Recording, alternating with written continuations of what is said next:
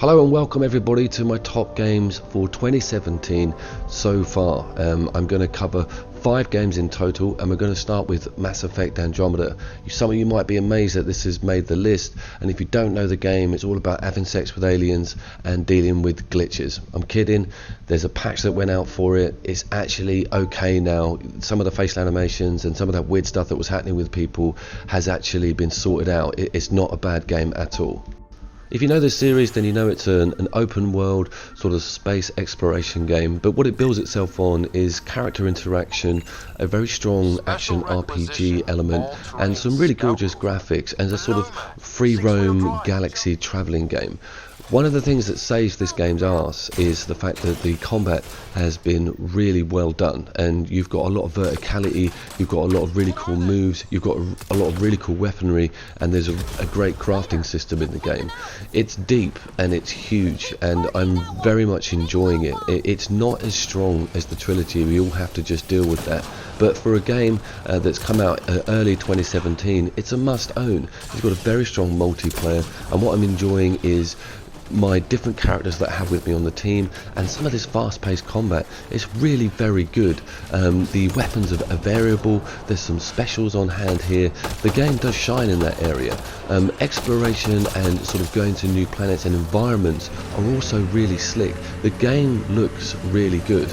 I haven't come across any game-breaking glitches. There were some minor frame rate issues when things get busy, but I think Mass Effect Andromeda started off with a bit of a stumble, but now that patch is here, there's no reason not to own this game.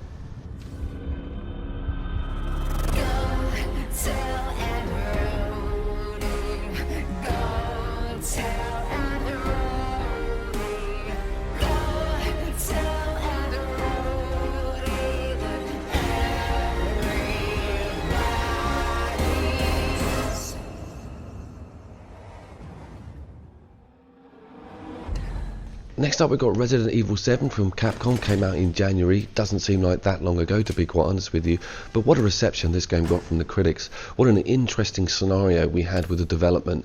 If you know the series, then you know that 4 was an iconic game, 5 just was a bit mid-level, and then we had 6, which was a fucking disaster. It was just a bubblegum Hollywood, you know, two-dimensionally shallow, awful game. It had a great Mercenaries mode on it. I'm a big fan of the Mercenaries mode on Resident Evils. The Mercenary mode on 5, to me, was one of the strongest of the series. It was fantastic in co-op. Anyway, back to this, and they just completely swept the desk of all history, modern history with the Resident Evil series, and brought it back to the drawing board, and brought it back to, you know, Resident Evil 1 and 2, and wow, what a fantastic game. It is the most atmospheric horror game that I own currently. It's up there with some of the classic Silent Hills. One of the things to remember is this game is fully VR integrated, and it really works. It gave my VR headset a new lease of life. It's a free roaming mode, you know. It's like a first person complete indulging atmospheric scary horror game. Now this game is actually extremely scary. I have to mentally prepare myself if I'm going into the VR headset mode on this game. It's a little bit easier if you take yourself out and play it in normal mode, and of course you've got that higher resolution on the graphics, but it's awesome. You've got that really good crafting in here, you've got the classic save points in here, you've got some boss fights that are frightening as hell. Well deserves a place on this list.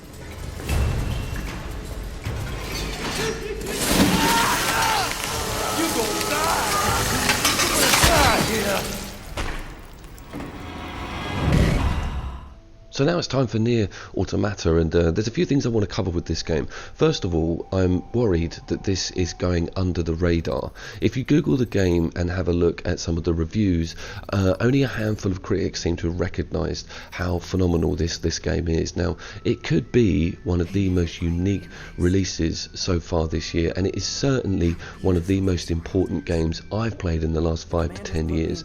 It's from Yoko Taro. Taro did the original Nier here, which was around on the previous generation systems. Again, it was a sleeper here, and this is from the Drakengard series, so it's got some heritage, it's got some lore, but it's not complicated enough for people to be pushed away if it's the first time they've got involved in this series.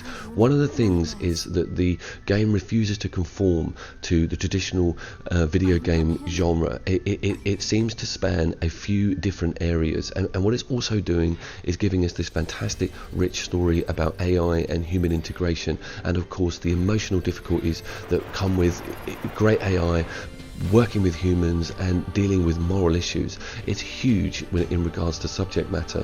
What it's also done really well is they got Platinum in to do the combat, some of the best combat in video games ever, and they got Square Enix to publish it, so it's got this great lick of quality. This game keeps on giving. It's got multiple endings. I'm going to be playing it all year. I stand by the soundtrack as one of the best video game soundtracks, full stop. I've never thought I'd say that, and it's phenomenal, the relationship between 2B and your counterpart, and the combat and the weapons and its questing system. The world itself is great to interact with, the characters inside it, the way the story is turning around on itself. I really implore you guys to get involved with this game.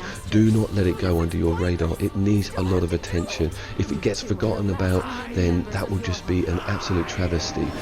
Nier Automata is a must-play game for 2017. You need to get this under your belt, guys.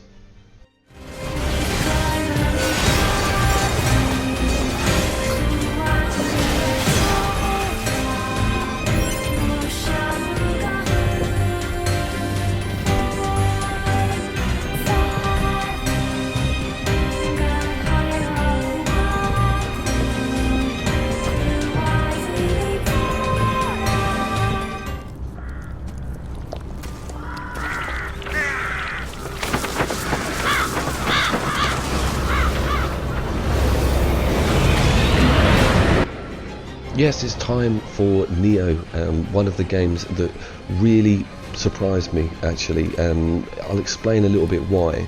It's a homage to the Dark Souls genre. You know this From Software group of games which started with Demon Souls. We had the whole Dark Souls series, and then we had Bloodborne. What this game did was it took on the sort of three pillars that make those games so good. One of them is an action RPG element. The other one is great interactive combat with a sort of slightly deeper angle, and of course the third one is this die-hard difficulty. This game, it ticks all those boxes firmly, and it does a little bit more than that. What I was longing for was a sort of cool samurai sort of Japanese mythology game set in that lore, and this one just comes along and says, here you go, have all this. And what I mean by that is the armor, the characters, the story, the art style. It is absolutely brilliant. It should be number 2 on this list because I am really enjoying this game. I've got through all of what From has to offer, and this is really scratching that itch for me. It does a lot of things really well. One of them is loot and loot drops, and of course range combat. You can see here that it works a lot better than what From were doing with it. But I think one of the things to remember is that it does pay homage to a genre that it's kind of copying, but Team Ninja had their heritage with Ninja Gaiden, and they just employed that here, but added that twist from, and I love it to bits. I'm going to be playing this a lot more this year. The missions have this cool idea of sort of becoming super hard. You can go back to them. It's not an open world, so to speak, but you can dive into sort of special editions of a mission you've done already to sort of grab some cool loot or fight a slightly powered up boss. That's another thing. The bosses in this game are brilliant, and it's got that multiplayer aspect.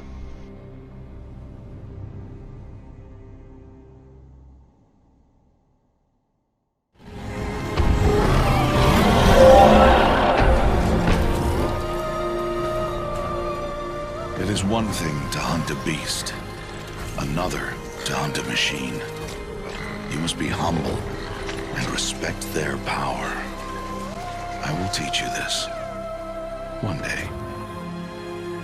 Okay guys, yeah, my number one game for 2017 Q1 it is of course Horizon Zero Dawn from Guerrilla Studios, and wow, it just it said it was going to do something, and it said it was going to look like it was going to look, and it just came out and it just did. One of the best open world games for the PlayStation 4, and of course an exclusive, and of course one of the most prettiest games on the system currently available. It really harnesses that pro well.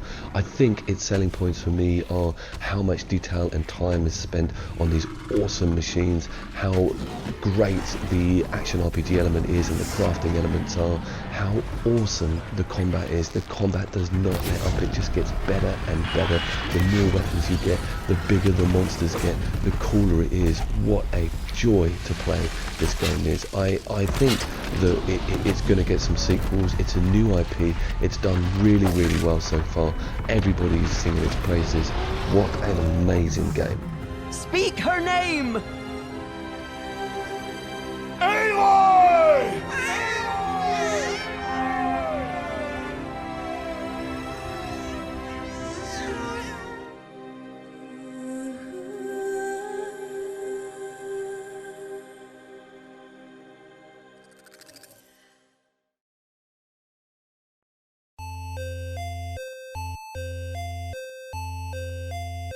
Hello guys, and welcome to another video from Oscar Cooper, and today we are going to be doing the top 5, 6, what are you doing? So next up it's Neo.